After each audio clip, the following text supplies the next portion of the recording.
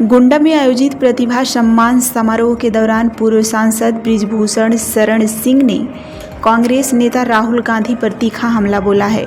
उन्होंने कहा कि राहुल गांधी पाकिस्तान के प्रिय नेता हैं। साथ ही उन्होंने बिहार की सियासत पर भी बड़ा दावा किया कि आने वाले चुनाव में बिहार में बीजेपी और नीतीश कुमार की पूर्ण बहुमत वाली सरकार बनने जा रही है। गोंडा सदर से भाजपा विधायक प्रतीक भूषण सिंह और बृजभूषण शरण सिंह द्वारा आयोजित इस समारोह में झंझरी ब्लॉक के यूपी बोर्ड और सीबीएसई बोर्ड के मेधावी छात्र छात्राओं को मेडल और प्रशस्ति पत्र भी देकर सम्मानित किया गया। श्री रघुकुल विद्यापीठ में आज हम लोगों ने भारतीय जनता पार्टी के जैसे जिला अध्यक्ष जी थे, विधान परिषद सदस्य अवधेश कुमार उर्फ मंजू सिंह थे, प्रतीक सिंह थे और तमाम भारतीय जनता पार्टी के कार्यकर्ता आज गोंडा के यूथ, जिसमें हर समाज की हर वर्ग की छात्र और छात्राएं यहाँ पर इकट्ठा थे और बहुत भारी संख्या में कार्यकर्ता थे।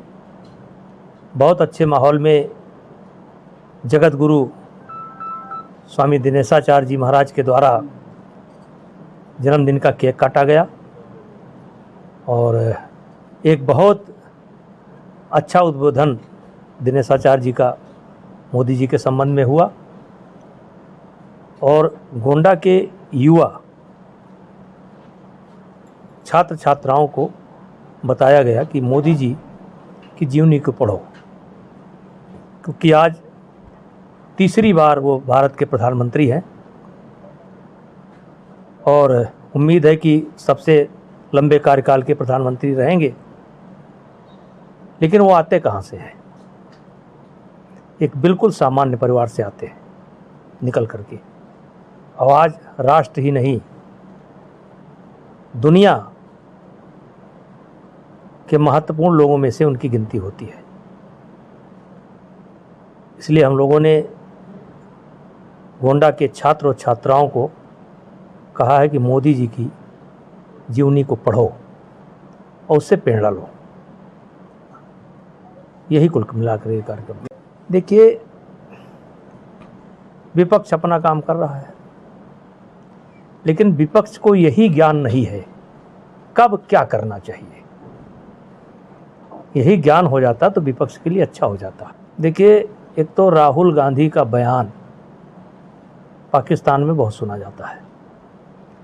पाकिस्तान के प्रिय नेता के तौर पर अगर देखा जाए तो राहुल गांधी है, क्योंकि वो बयान ही ऐसा देते हैं जो पाकिस्तान के लोगों को प्रिय लगे। रहा क्रिकेट में हाथ मिलाना है ना मिलाना,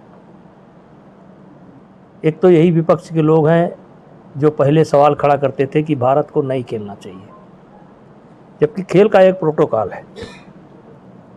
खेल का पहला नियम है कि किसी भी परिस्थिति में आप किसी की देश की टीम को नहीं रोकेंगे और इसी आधार पर टूर्नामेंट अलॉट होते हैं। तो पहले ये लोग तो इस भाषा का प्रयोग कर रहे थे। अब जब टूर्नामेंट निकल गया तो कौन हाथ मिलाया कौन हाथ नहीं मिलाया, ये तो व्यक्तिगत है। अब इस पर भी बात कर रहे हैं।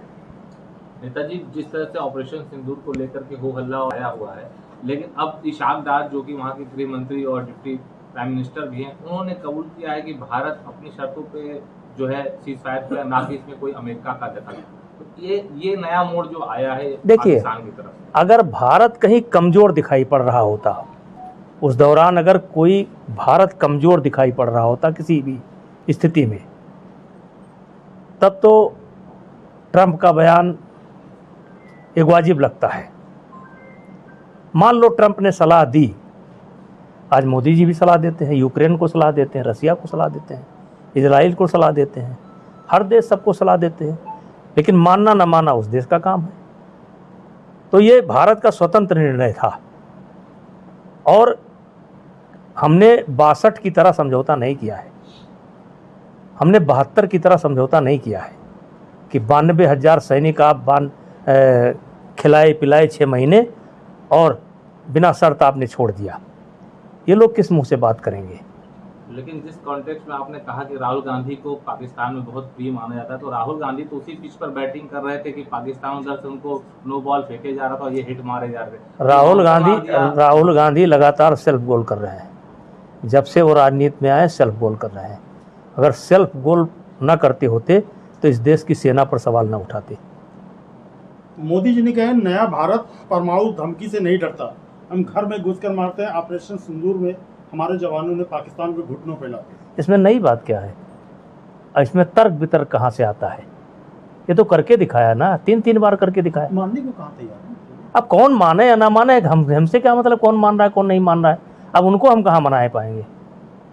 लेकिन इसमें कोई नई बात नहीं है। भारत घुस मर मारता है। देश में नेपाल में जो परिवर्तन हुआ उसको आप कैसे?